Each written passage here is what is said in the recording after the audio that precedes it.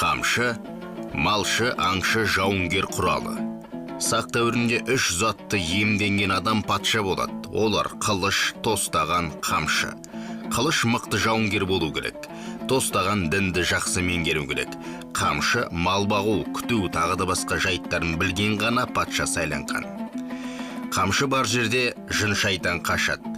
Қазақта сөз орнына көбіне қамшы сөйлейді. Мысалы, шаңырақтағы ілінген қамшыға қарап, неше ұлы, неше қызы бар екенін білген. Қамшы салбыра білінсе, ол үйдің ері жоқ екенін білдіреді. Қамшы ірінгенде қайырлы білінеді. Ер бала бесігіне қамшы ілінеді. Кейін өскен соң жатын орнына не төсегінің басына ілінеді. Оның себебі қамшы ер баланы рухтандырады.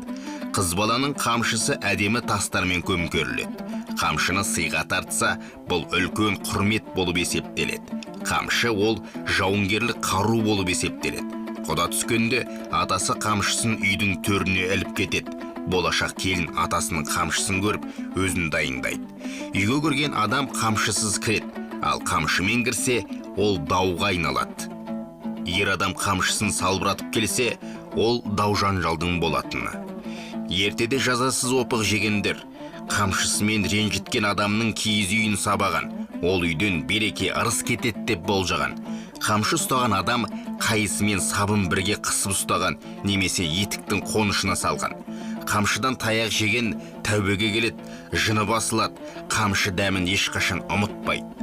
Жеті жарғы заңында мәселесін шешу үшін таңдаған биге алдына қамшы тастаса, сол би оның мәселесін шешкен. Келісім шарт жасайтын кезде де қамшыны ортаға тастаған. Қамшы сөзі қам, қамдану, қамал мағынасында негізі. Қамшы сынса өлімге.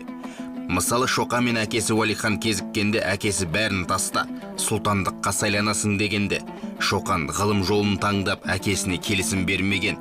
Ызаға булыққан әкесі Уәлихан, сен менің балам емессің деп қамшысын сындырып лақтырған.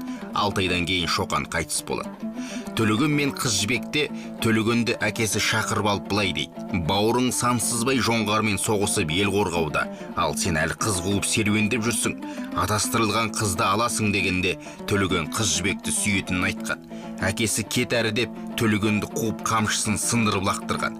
Төлеген қыз жібекке барып, өзіңе жартап, менің өмірім шектеулі деген. 7 күннен кейін қыз жібекті қызғанып жүрген ұры Қарақшы қожаның жігіті кескен терек атып өлтіреді.